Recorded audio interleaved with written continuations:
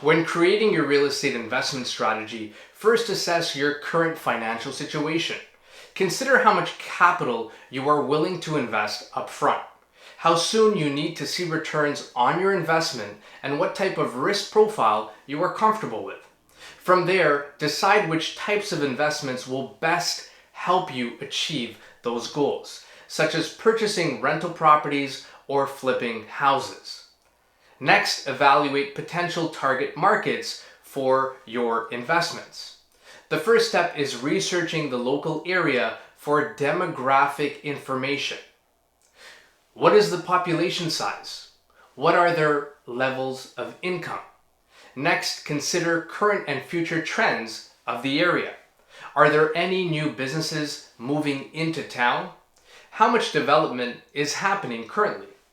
Knowing these factors can help you decide which type of property would be most profitable.